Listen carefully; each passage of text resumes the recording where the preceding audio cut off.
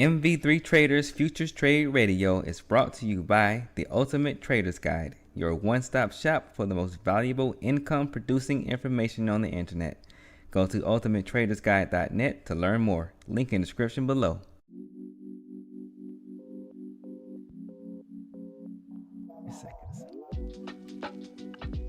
All right, what's going on? Welcome to another episode of Futures Trade Radio. Hope everybody had a good week. Got an interesting start to today's session. We got some strong selling overnight, strong inventory dip. Relative to our small power range that was created in the power range hour, we traded deep beyond all our power range zones. Looking at inventory above 1520 currently. Wouldn't be surprised. Let me go ahead and bring up this. Where is it?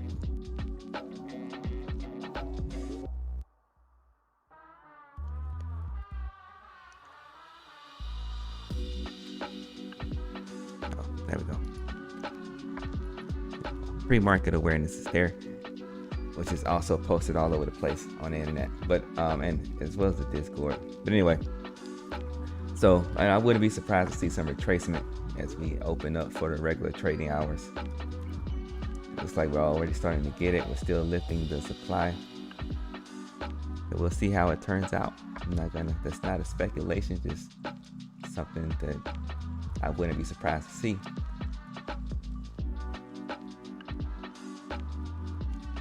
And we have a couple volume gap areas. The first one's at 1560. We just saw a supply response off of that. And then we got another one at 1580. And then we'll see from there if we make it to these higher prices. So that's our pre-market awareness overall. It's there on the screen if you didn't read it. And now let me focus on what I need to do.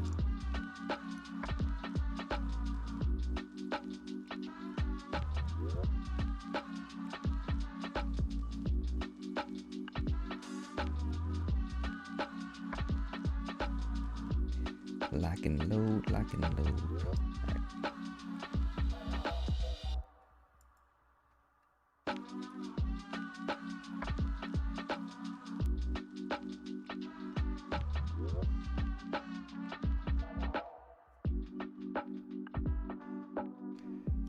Still lifting that supply.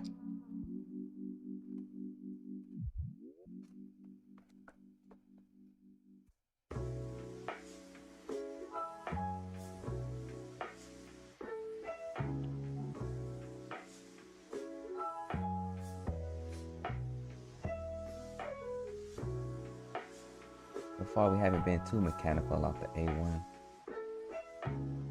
or any other automation points. It may be changing here if we see an inventory response.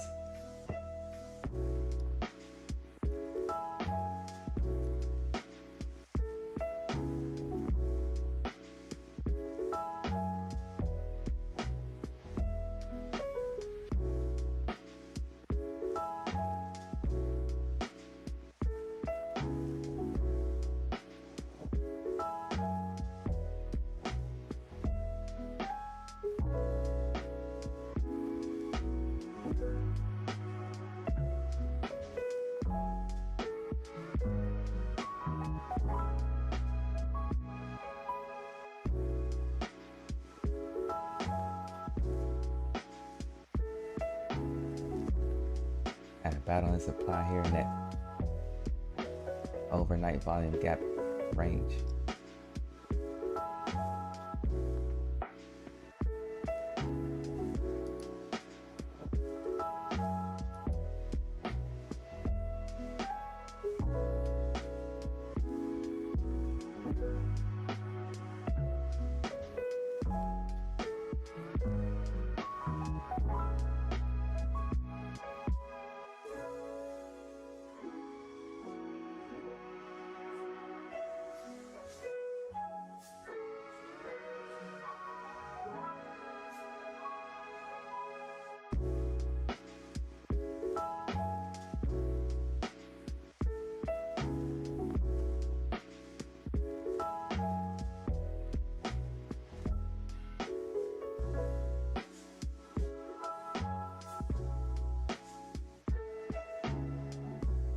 a little short period of balance there, but breaking outside of that into that shop. Outside of that shop. Still making attempts to lift the supply.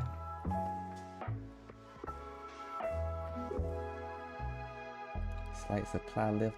Let's see if we can catch some momentum.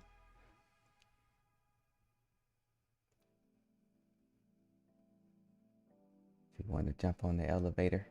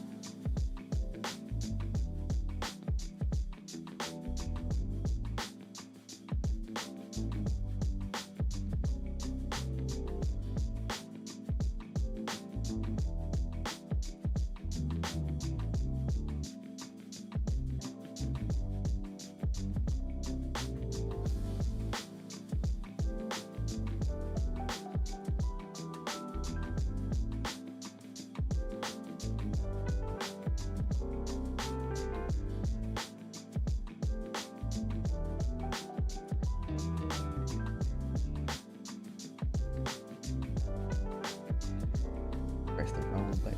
I screwed that trade. And so we brought inventory up to 1568.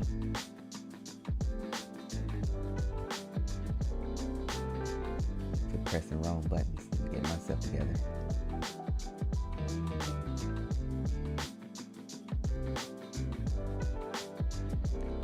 Something that I'm noticing myself. I'll probably talk about that later. In relation to noticing, recognizing personal patterns within yourself.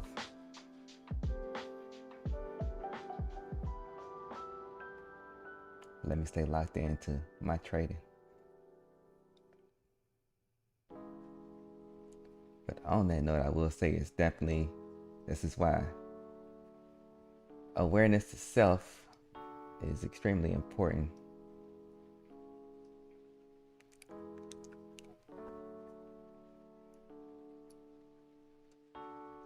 So you can recognize those patterns that you have to identify if you need to fix it or if you need to create something around it to basically protect yourself from screwing up. Alright, so we did bring supply back down to that previous volume, that overnight volume gap area. Now we're dropping it, inventory.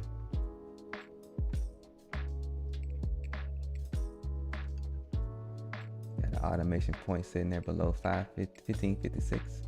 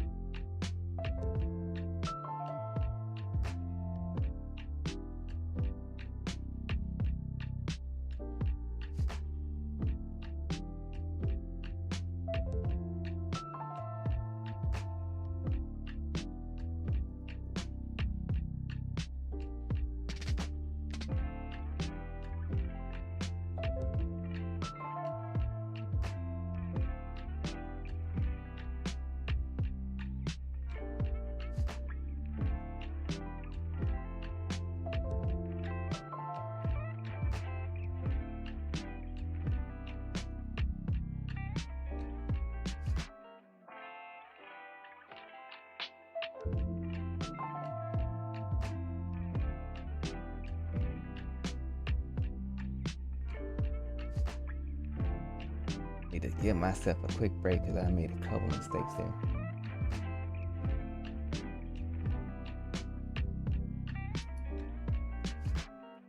Which is okay because we got some economic news in the next 5 minutes.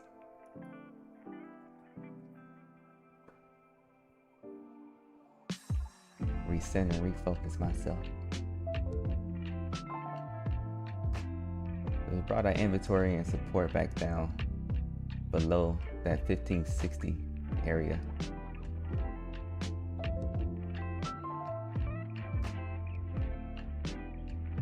Looking at supply sitting right on that automation point.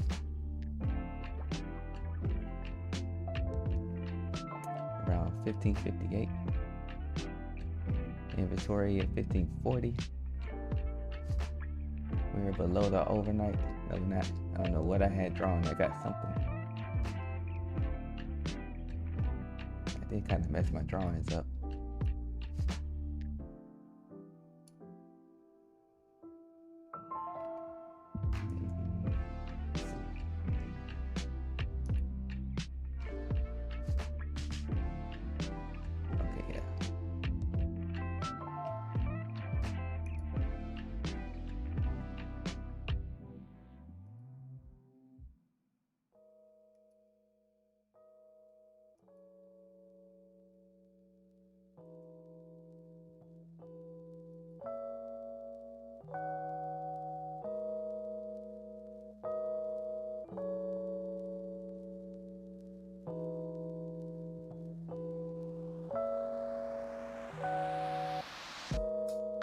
Now we're coming into that overnight low.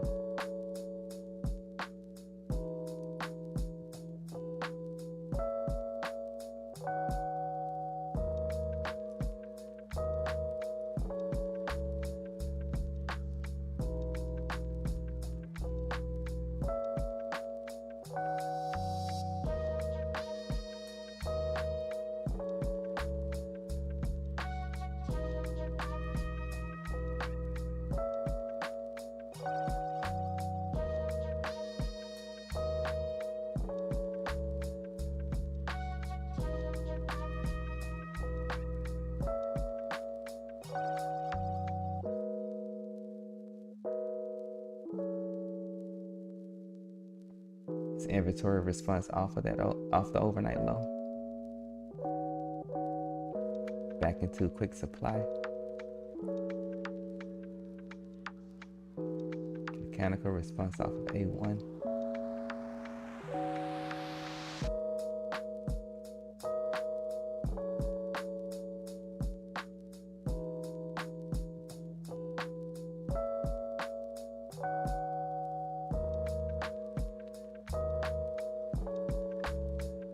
Back to the low. There we go. As I was about to say, painted the perfect picture to drop the session low. Now we'll be looking to see if this turns into keep momentum going, or does this turn into a look below and fail.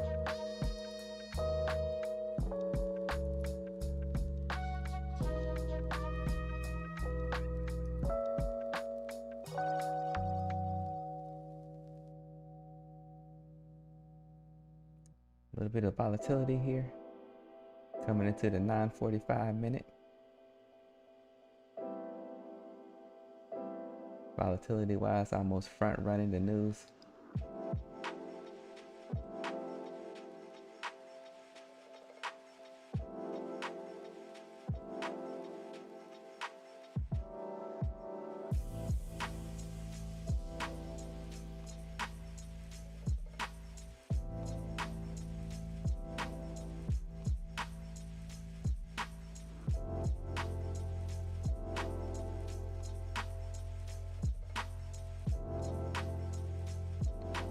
Still dropping the inventory.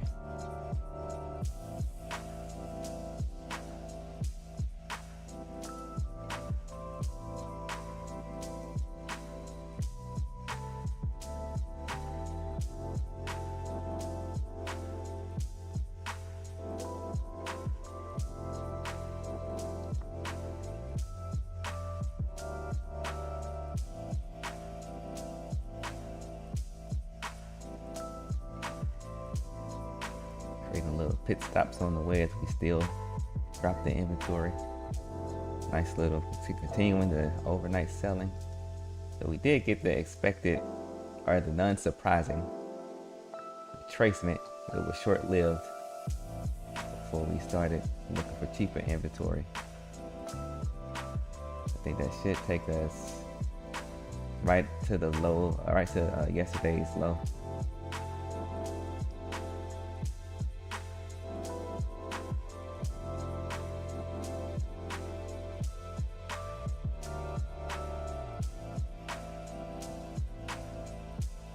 That's what we're saying, a non-surprising inventory response.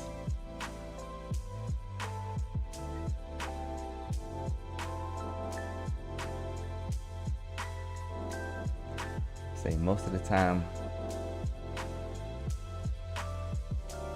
structure is built off of mechanical levels, and I'm seeing that so far in today's session.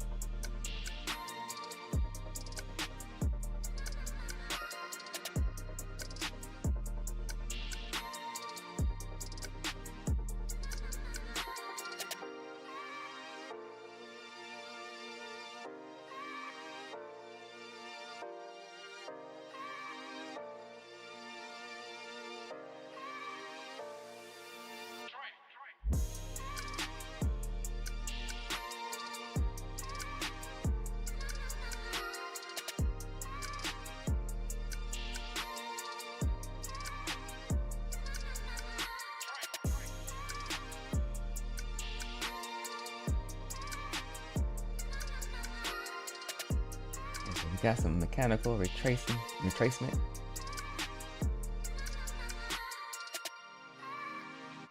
Took the supply up to 1516. We're gonna go back to that inventory zone. Back to yesterday's low. Our lowest point. Oh yeah, pretty much another inventory response back at our lowest point.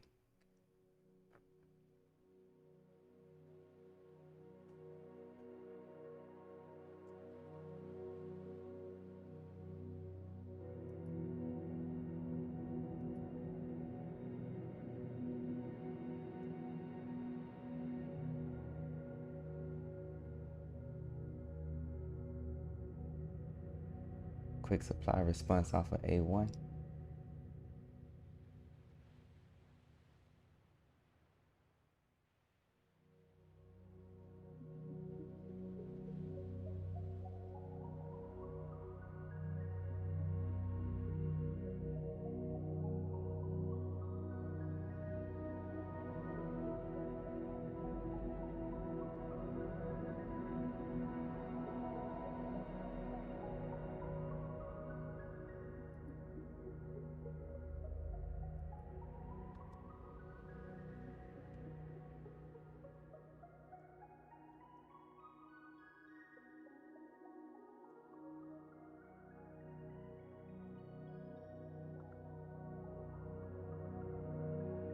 Dropping the session low.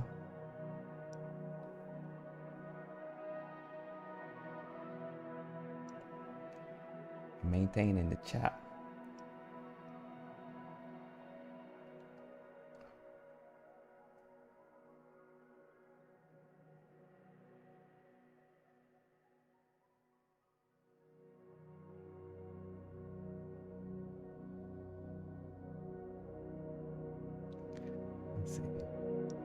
And just taking a quick glance at volume, still kind of light. I can tell by how choppy it is that the participation is light.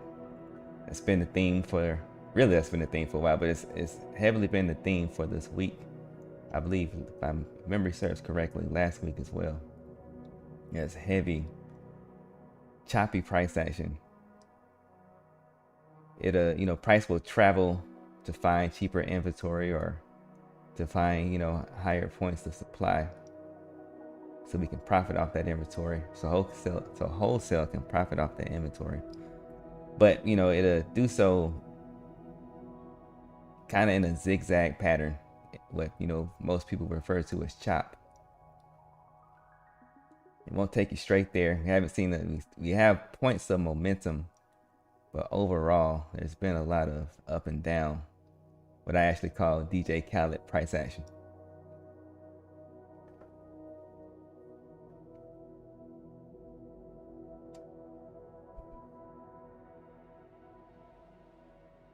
And a lot of times, depending on your strategy, it can be kind of frustrating to see that up down price action. You get whipped around in your trades. But one thing that it has done for me is definitely has helped me improve my method of execution.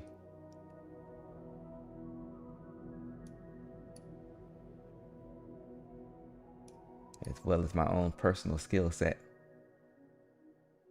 when I'm not making mistakes.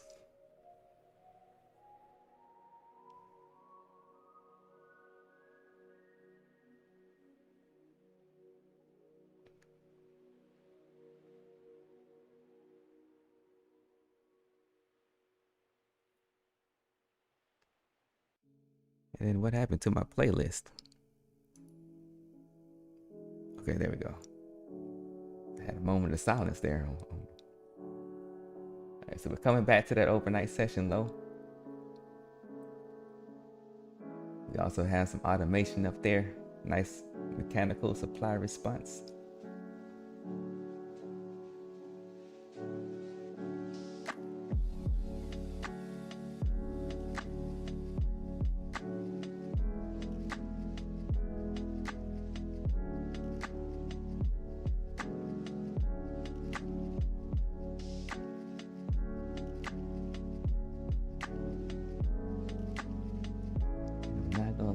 Being kind of selective with the triggers that I take.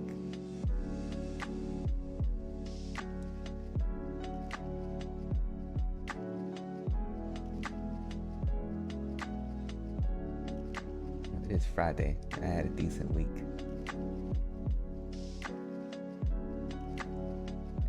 Barring all amount of mistakes, I'm not in a bad position right now.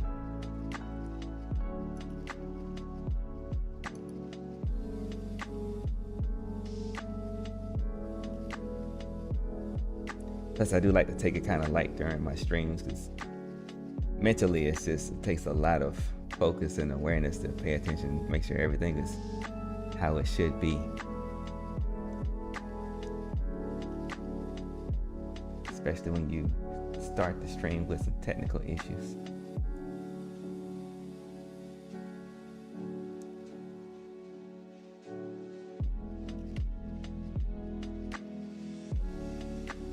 Shout out to everybody else who trades live or do live, does live streams while they trade, because it's definitely not easy.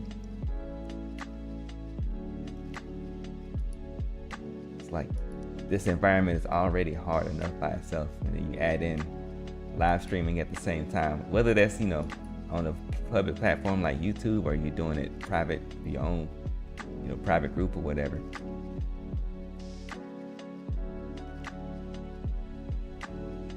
Trying to trade and do live stream stuff at the same time it's a really difficult thing to do.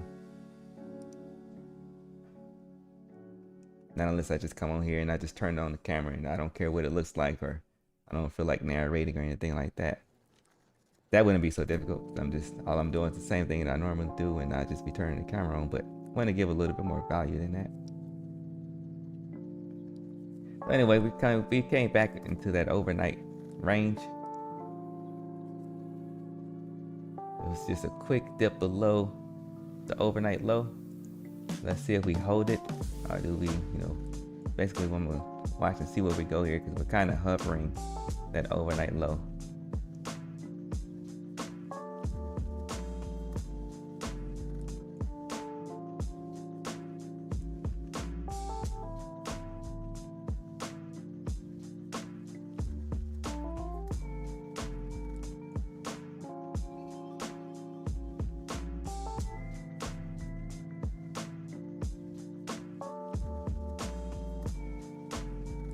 About 4 minutes before B period.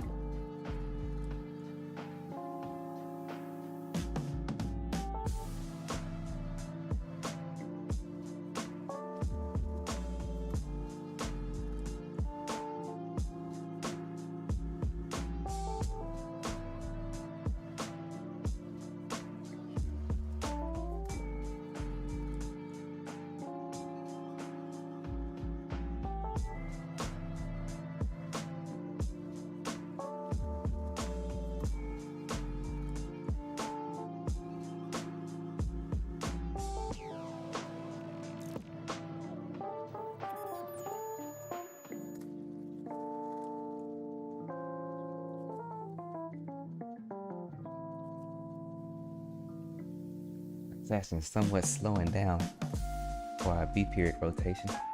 Still remaining mechanical. Nice mechanical response there at that 1520 area. Got mechanical inventory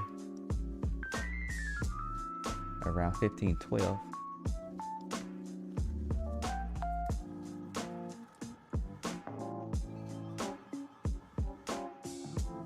Inside of our 2 minute mark before B period.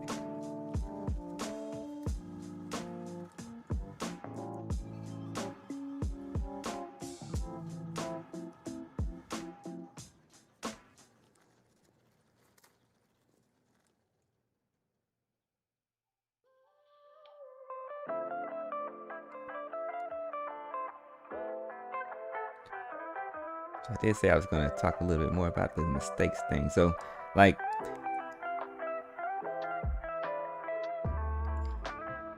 one of the main things that I want to do when I show up to trade is make sure that I'm being aware to how I'm showing up and what my emotional state, and my emotional state before I start trading, my emotional state when I wake up, when I come and sit down at my charts. That's how do I emotionally flow through those phases leading up to before me actually taking the trade. So I'm paying attention to myself, and throughout the entire process. Kind of natural for me. It's something I always do throughout the day. It's not like something I have to put effort into, but still, I definitely want to make sure I focus on my self-awareness as I'm trading. And one of those things that I'm trying to make sure that I maintain awareness to is my level of execution, right? How many mistakes am I making? How many did I skip any steps in terms of preparing to trade for the day? Like when I'm doing my live stream, did I skip any steps? So this morning I realized I skipped a step last night because I was recording a lot of videos. I've been working on a lot of videos, recording and editing. And that kind of led to me skipping a step to prepare for this morning's live stream. And I had to fix my OBS and all that stuff, right before the stream. And then, as I start trading, as I am making my first trades, I'm just trying to make sure that I'm focusing on making, executing the way that I'm supposed to, but at the same time being aware to how well I'm doing that, right? Am I pushing the buttons like I'm supposed to be doing, like I practice? Did I, place the orders where I'm supposed to? Am I hesitating? All of those things, right? And over time, you'll start to see the patterns within yourself and how that relates to mistakes that you make. And I'm recognizing that I tend to make most of my mistakes right before my trading session, into like that first maybe 15 minutes. right? So then I can start to look for like pre-market awareness ways. Like, so I have my checklist that I got to go through before I take my first trade. I can look in it, I can add some things in there to make sure that I stay consistent and I'm not making mistakes. I can mitigate mistakes that way. And then like also I can just be aware to it and then have a plan for, oh, if I recognize that I made a mistake, then this is what I do. So what I've learned is the best thing to do, instead of trying to push through those mistakes, regardless of what my P&L says, if I start making mistakes back to back, then I need to take a break. So that's kind of what I did this morning. I'll take a break from pulling the trigger, and this is going to be based off of, everybody's going to be different in what how you go about reacting to your performance. But what I do is I'll still pay attention to my charts. I'll still do my analysis. I go through everything that I would normally go through, with the exception of actually pulling the trigger to take a trade, until I feel like that dust is settled and I've got myself back to a neutral state. And then I'll start placing trades again, still maintaining awareness to my performance and my awareness and my emotional state.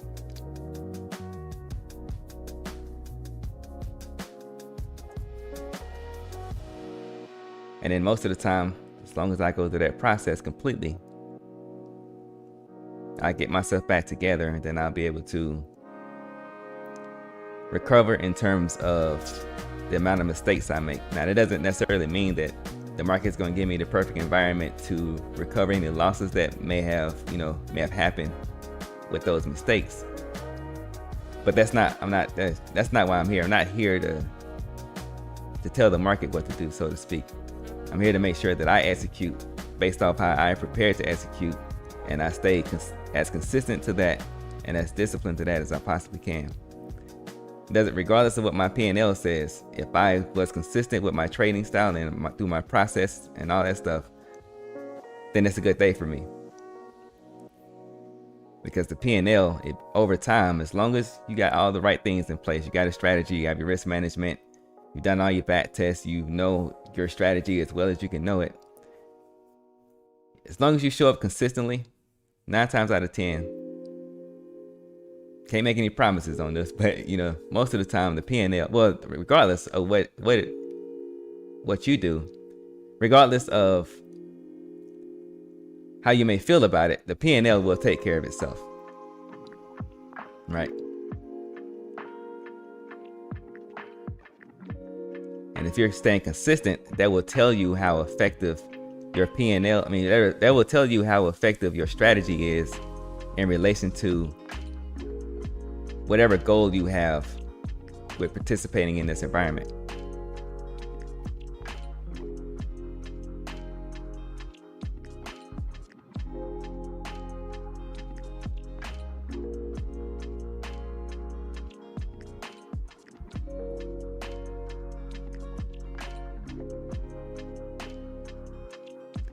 And I see the question come up a lot about how to control your emotions and how to not get so emotional and make all the emotional mistakes.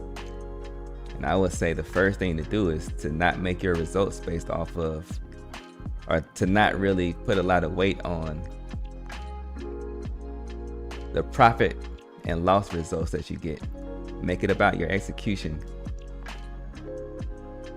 Make it about you. Don't make it about how much money you make. You can always adjust you and make changes to you. If you're being consistent and you're being disciplined to whatever you set out to do, if that's not yielding the results that you want, you can change you and you can tweak things about yourself to get the results that you want. It's going to be more difficult to try to look at the results first, to try to say, I want to make 500 today. And you just have a numerical result that you're looking for in terms of your P&L. It's harder to do that than to say, well, I want to make sure that I trade my strategy as consistently and as perfectly as I can. That's much easier to do because you can control you. You can't control what this market, the opportunities that the market gives you.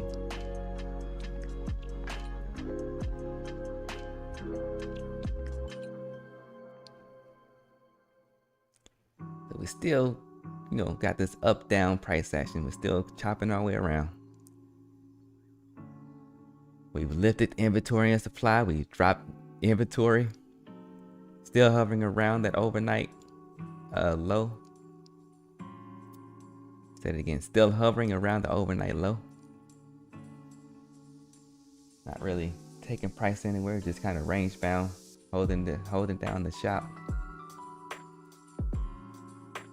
I look at this. I read this as wholesale budgeting for wherever they want to take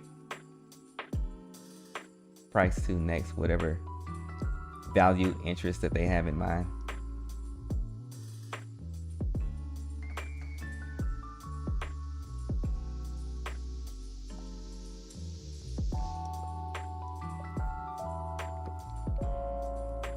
Overall, the way that I look at wholesale is they're collecting inventory to sell to supply. Of course, you can't just constantly lift the price all the time, right? So you have to do so in a strategical way. So you'll take your inventory and you'll sell inventory quickly to build your budget to be able to kind of manipulate the value in a way where you can find cheaper inventory, maintaining a healthy budget so that once you get that inventory, you can load up and then create supply interest at higher prices. And that's where your real profit comes, and that's where wholesale's real profit comes from. But then, they're going to make profit in between all of that, which is, that's what I refer to as budgeting.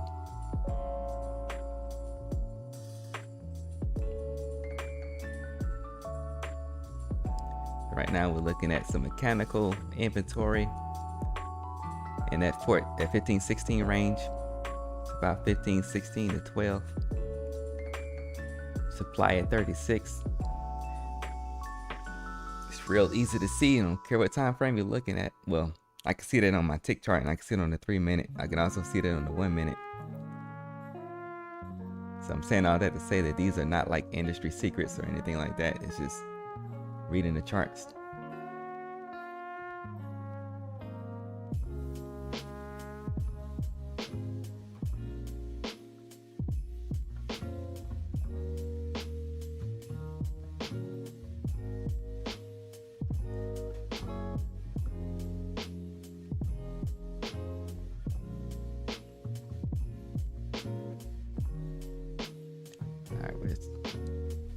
Potentially getting serious about lifting the supply. Just looking to see if we stay in this overnight range or do we make our way back to the low.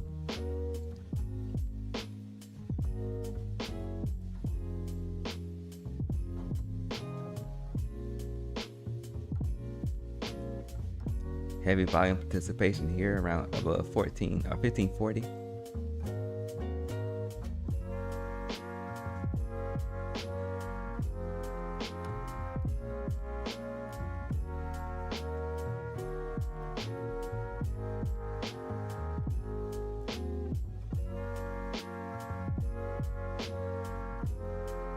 Back to a volume range around 1550. A lot of participation in that area. Now we're starting to offload. Wholesale is starting to offload that inventory that they collected throughout that period where we were hovering over the overnight low.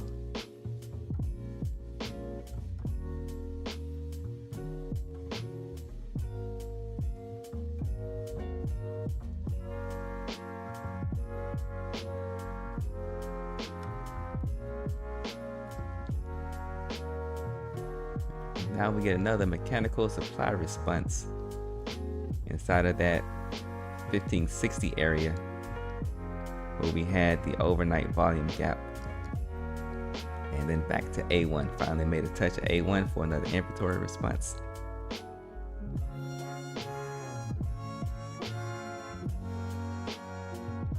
So at this point, I'll be looking to see, so above that we have that 1580 area where we had a strong supply response. I'll be looking to see if we make it back up there or structurally do we show a supply interest decline? So this 1560 area to 1580, you see some interesting price action inside of that. Or we could just catch some momentum in either direction and just move away from that this range quickly. Only time will tell, and I will see that after the fact, because I'm gonna go ahead and close my session up for the day. I appreciate everybody for coming through. Hope you had a good session so far and have a good rest of your day. Have a good weekend. And until the next time, trade it easy.